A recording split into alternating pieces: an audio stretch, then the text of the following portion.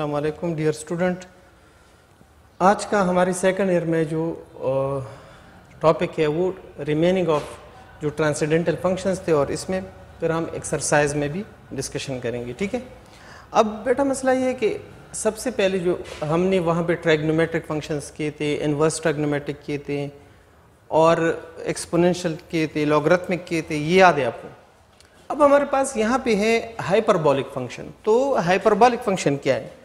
अगर फंक्शन इस फॉर्म में हो y is equal to sine hyperbolic x, cos hyperbolic x, tangent hyperbolic x, cotangent hyperbolic x, secant hyperbolic x, cosecant hyperbolic x, then such a functions are called, इस किस्म के functions को हम कहेंगे कि ये हाइपरबोलिक फंक्शन है। सही। अब यहाँ पे ये किस तरह, ये कम्बिनेशन ऑफ एक्सपोनेंशियल फंक्शन से बनते हैं। देखिए साइन हाइपरबोलिक जो है वो 1/2 e power x minus e power 1p x इसके बराबर है।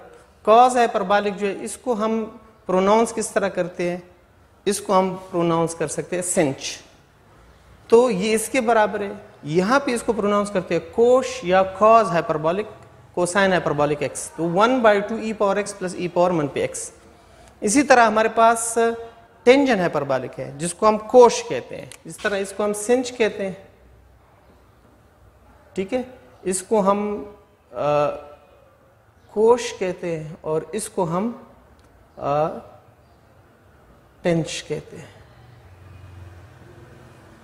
ठीक है, ये भी हम कह सकते हैं इसको।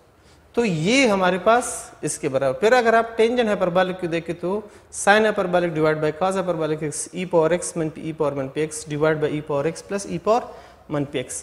इसका अगर हम रेसिप्रोकल देखें तो ये कोसेकेंट हाइपरबोलिक जो है ये बराबर होगा 2 divide by e power x into e power 1p x।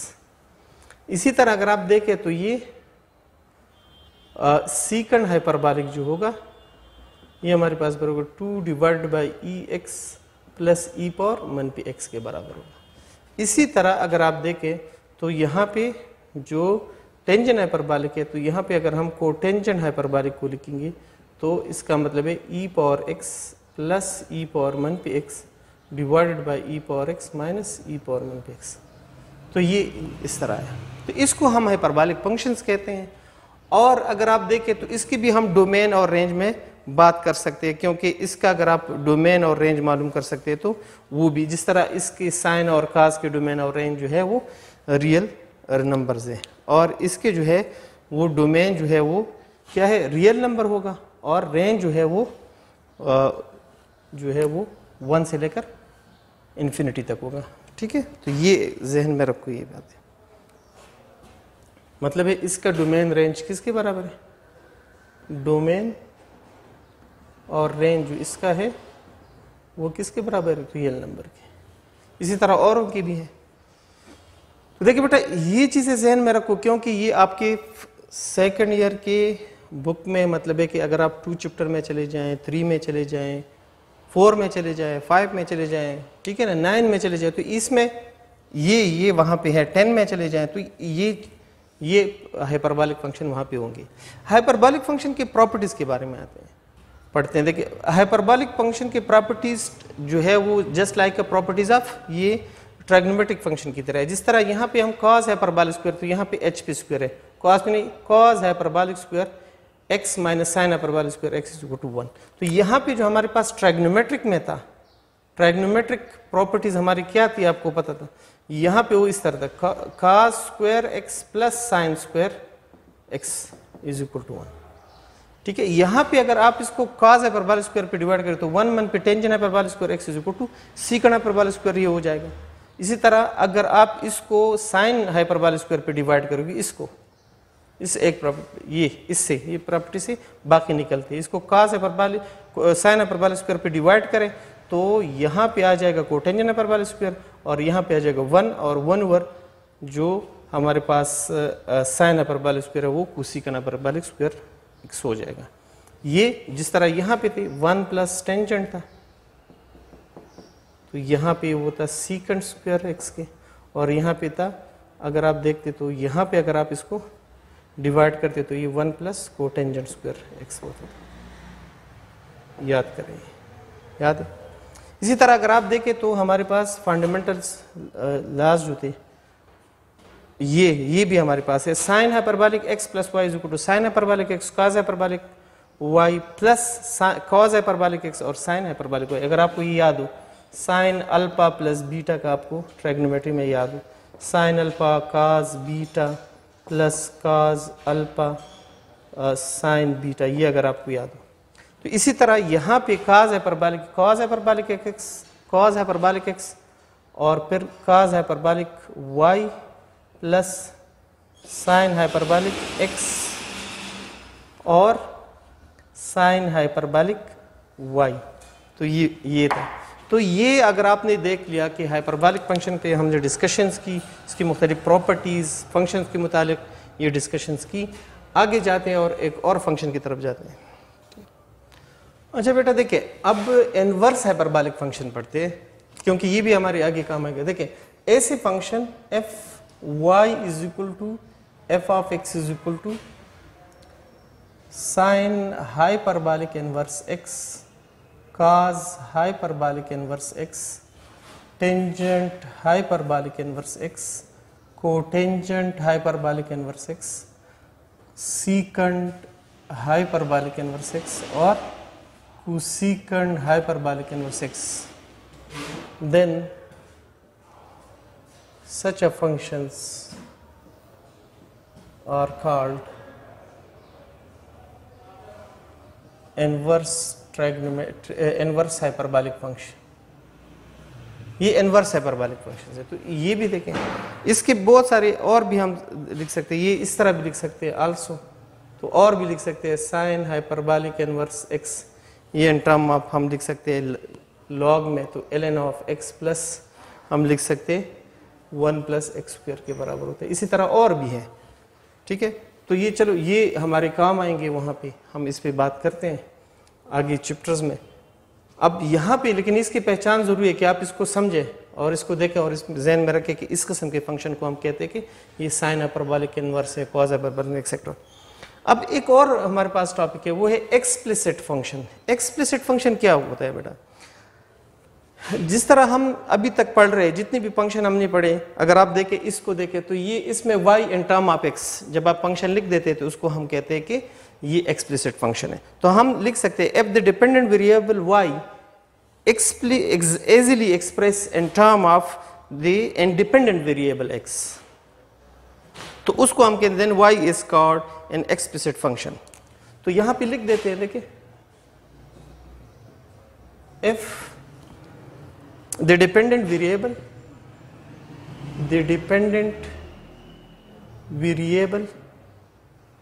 y is easily express in term of independent variable x। अगर हम y को जो डिपेंडेंट वेरिएबल है उसको हम एक्सप्रेस करें इंडिपेंडेंट वेरिएबल के टर्म में, तो फिर हम कहते हैं then y is called explicit या inexplicit फंक्शन, इसको हम एक्सप्लिसिट फंक्शन कहते हैं, ठीक है। मिसाल के तौर पर इसका मतलब ये हुआ कि सिंबॉलिकली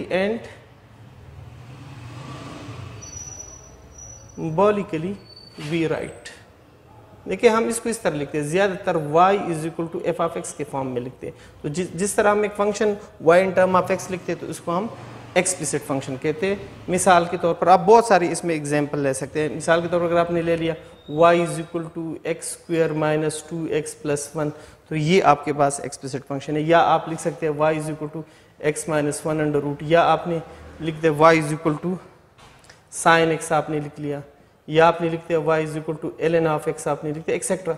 इस किस्म के फंक्शन को हम कह सकते हैं कि एक्सप्लिसिट फंक्शन है। तो ठीक है, आसान सी बात है कि अगर एक फंक्शन इस फॉर्म में आ जाए तो डिपेंडेंट वेरिएबल को एक्सप्रेस करे, इजीली एक्सप्रेस करे इंडिपेंडेंट वेरिएबल के टर्म में, तो आपको जो फंक्शन मिलेगा उसको हम एक्सप्लिसिट फंक्शन कहते हैं। इम्प्लिसिट की तरफ आते हैं। अब हमारे पास इम्प्लिसिट क्या होता है, देखिए इम्प्लिसिट भी आसान सा टॉपिक है। देखिए अगर हम लिखें कि f x and y, x और वाई हमारे पास आर सो मिक्स्ड, ये मिक्स्ड हो जाए तो, और मतलब ये कि वाई को हम ना लिख सके इन टर्म ऑफ एक्स, तो हम कहते हैं कि इस किस्म के फंक्शन को हम इम्प्लिसिट फंक्शन कहते हैं। मिसाल के तौर पर आप जरा इसकी डिफिनीशन देखिए, f x and y are so mixed, ठीक है, मिक्स्ड अप, ठीक है, and y can not be express in term of the independent variable x.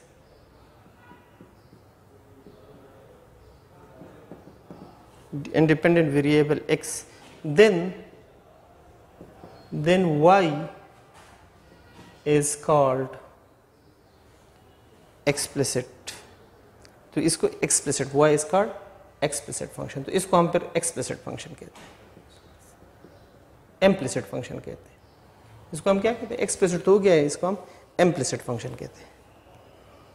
ठीक है, मिसाल के तौर पर सिंबॉलिकली आप इसको इस तरह लिख सकते हैं, सिंबॉलिकली वी राइट, मतलब है x और y को इस तरह लिखें तो इसको हम कहते हैं कि अगर इस फॉर्म में फंक्शन आ जाए तो उसको हम कहते हैं कि ये इम्प्लिसिट फंक्शन है। एग्जाम्पल आप देखें, मैं अगर एक इसमें ले लूँ कि ये वाई स्क्वायर है और यहाँ पे एक्स वाई है, ठीक है, और अगर मैं लिख लूँ plus y square is equal to 1 लिखूँ, तो ये एक हमारे पास ऐसा है कि इसमें से हम y in term of x नहीं लिख सकते। इसी तरह और ले लें, साइन x प्लस वाई ले लें, ठीक है, एक और लेते हैं plus e power -p x plus e power y is equal to, आप मिसाल के तौर पर x cube plus y cube ले लें। तो ये इस किस्म के फंक्शन है जो आप मतलब है x को इन टर्म ऑफ मैक्स ऑफ है, तो इस किस्म के फंक्शन को हम इम्प्लिसिट फंक्शन कहते हैं। तो ये भी हो गया। अब हम थोड़े से आगे जाते हैं एक्सरसाइज की तरफ। एक्सरसाइज में जितने भी हमने बैठा 2 लेक्चरों में, तकरीबन ये तीसरा लेक्चर है हमारा यहाँ पे, जो 11 लेक्चर नंबर 11 है, तो इसमें हमने बहुत सारे फंक्शन डिस्कस किए। अब जाते हैं 1.2 की तरफ और उसमें देखते हैं कि उसमें किस तरह के क्वेश्चन हम कर सकते हैं। तो चलिए अब देखिए एक्सरसाइज 1.2 में देखें, आप अपनी बुक्स में देखें कि इसमें हम कौन से क्वेश्चन कर सकते हैं, कितने हमने टॉपिक पढ़े हैं। तो देखें कितने लाज हमने पढ़े, तो आपको उस लाज की मदद से, चाहे वो एक्सपोनेंशियल क्यों हो, वो लाज आपको पता होना चाहिए कि इसमें क्या है। देखिए अगर हमें क्या है, simplify the following function, exercise में क्या है कि ये नीचे जो फंक्शन इसको सिंप्लीफाई करो, तो इसमें हमने एक क्वेश्चन लिया है 1 में a, तो इसका सिंप्लीफाई का मतलब है कि ला पावर ऑफ पावर इस्तेमाल करेंगे तो देखिए 4 3x और 2y एक दूसरे के साथ मल्टीप्लाई हो जाएगा तो 4 पावर 6xy, तो ये इसका आंसर सिंप्लीफाई हो गया। सही है, आसान से क्वेश्चन है। इसमें हमने एक और क्वेश्चन लिया है, अगर आप 1 में देखें तो 1 में हमने एक क्वेश्चन लिया है, 1 में हमारे पास d नंबर क्वेश्चन है, तो d और c में हमने एक कर दिया। ये e पावर गिवन यहाँ पे जो एक्सप्रेशन है वो ये e पावर x, ठीक है, ये हमारे पास गिवन है, गिवन एक्सप्रेशन है, क्योंकि गिवन एक्सप्रेशन है हमारे यहाँ इस तरह पे given e power x divide by e power 3 minus x, तो इसको कहते हैं सिंपल करो। तो सबसे पहले आप बेस को सेलेक्ट करें x, ये जो इसका जो एक्सपोनेंट है वो ऊपर चला जाएगा तो नेगेटिव आ जाएगा इस तरह, सही। अब इसको सिंपल करो e power x minus 3 plus x, अब इसको और करो e पावर 2x माइनस 3, तो आपका आंसर इसमें ये आ गया। आप देख सकते हैं कि इसमें एक आसान सा आंसर आपका ये आ गया, ठीक है। ये जरा देखिए आप इसका आंसर,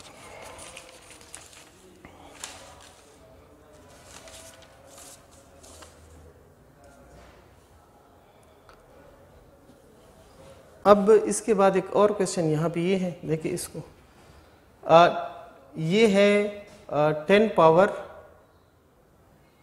2 में है, ये अगर क्वेश्चन देखें यहाँ पे तो 2 में भी है, और भी इसमें बहुत सारे क्वेश्चन हैं, लेकिन हम अब 2 की तरफ जाएंगे। देखें इसमें क्वेश्चन है, क्वेश्चन नंबर ए और बी में हमने एक क्वेश्चन करना है। एक एक्सरसाइज में मैं देख रहा हूँ तो आपको उसके साथ टैली कर रहा हूँ कि कौन सा क्वेश्चन है ये। देखो तो 10 पावर 2 माइनस 3x है ये, और is equal to 10 power 5x minus 6 है। अब वो चाहते हैं कि आप x की वैल्यू मालूम करें, मतलब सॉल्यूशन निकालें। तो देखें इसमें अगर आपको प्रॉपर्टी का याद हो तो यहाँ पे 10 और 10 सेम है, बेस सेम है, तो आप ऊपर इसके जो एक्सपोनेंट है उसकी इक्वेट कर सकते हैं। याद करें जो हम लिखते थे, अगर आपको याद हो a power x is equal to a power y, तो हम लिखते थे कि x is equal to y होता है। तो इसमें ये इक्वेट करें तो 2 minus 3x is equal to 5x minus 6 आ जाएगा। सही है। अब अगर आप देखें इसमें तो यहाँ पे आप इस नंबर को इधर शिफ्ट करें, कांस्टेंट को इसको इधर शिफ्ट करें, ये पॉजिटिव 3x हो जाएगा। यहाँ पे 8 और यहाँ पे भी 8x हो जाएगा।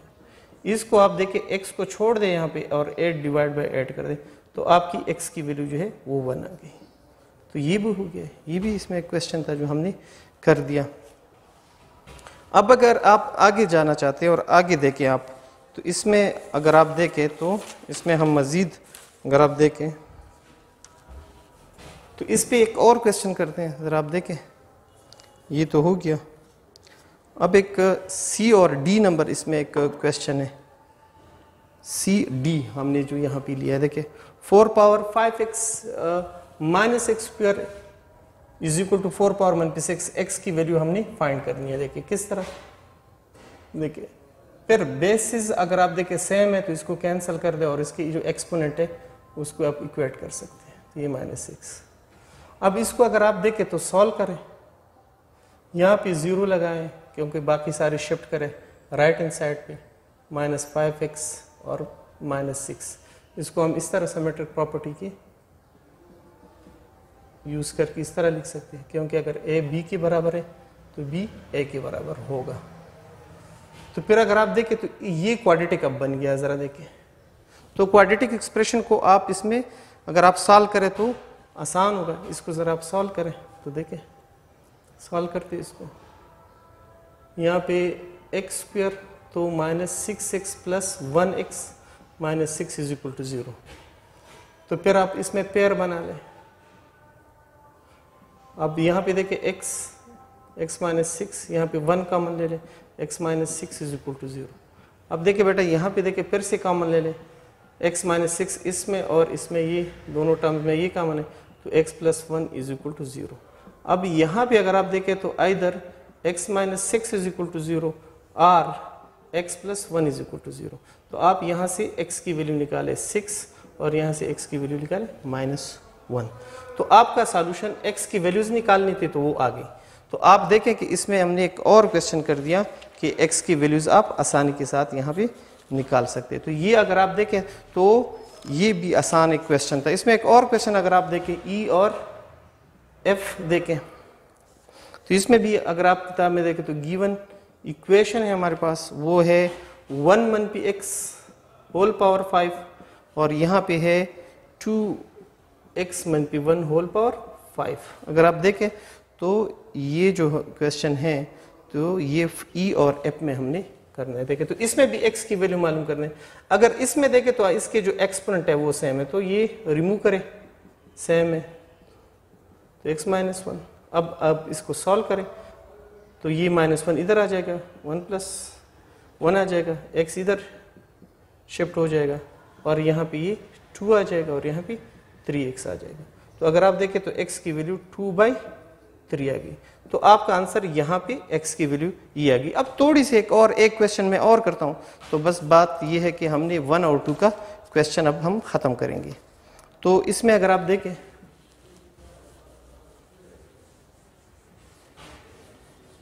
तो देखिए बेटा इसमें अगर आप देखें तो यहाँ पे अगर हम g और मतलब है कि i और j में एक क्वेश्चन करें, i और j में एक क्वेश्चन करते हैं। बस ये हमारा क्वेश्चन है, गिवन इक्वेशन है, लास्ट क्वेश्चन है इसमें इस टॉपिक में। 3x e power 1px plus x square और e power 1px is equal to 0। तो इसको सॉल्व करते हैं। देखिए बेटा, इसमें यहाँ पे जब जिस तरह हमने यहाँ पे इस्तेमाल किया तो यहाँ पे एक हमने जीरो फैक्टर प्रॉपर्टी इस्तेमाल किया। आपको याद है a dot b is equal to zero, तो ए जीरो या बी जीरो होता है। यहाँ पे क्या करेंगे, इसमें भी हम अगर देखें तो ई पावर मन पे एक्स कॉमन लिख सकते हैं, 3x प्लस एक्स स्क्वायर आ जाएगा इज इक्वल टू जीरो। लेकिन यहाँ पे अगर आप देखें तो हम ये लिख सकते हैं कि 3x plus x square is equal to zero and e power one पे x is never equal to zero for all x. ये किसी भी एक्स के लिए यहाँ पे, क्योंकि ई जो है आपको पता है कि इर्रेशनल नंबर है, तो इस इर्रेशनल नंबर पे आप जितनी भी एक्स की वैल्यू लेंगे वो जीरो के बराबर नहीं होगा। जिस तरह हम कहते हैं ना कि 2x जीरो है तो x जीरो है लेकिन 2 तो जीरो नहीं हो सकता, तो इसी तरह यहाँ पे भी सिचुएशन है। तो याद रखें कि अगर यहाँ पे इस तरह आ जाए कि ई पावर x आ जाए तो ये जीरो के बराबर नहीं होगा। तो ये है, तो फिर इसमें कॉमन ले लें, x इसमें कॉमन है तो 3 plus x is equal to zero. अब इधर यहाँ पे आप जीरो फैक्टर प्रॉपर्टी इस्तेमाल कर सकते हैं, 3x plus x is equal to zero. तो यहाँ से x की वैल्यू निकाले, x इज इक्वल टू -3, तो हेंस आपके x की वैल्यू आ गई 0 और -3।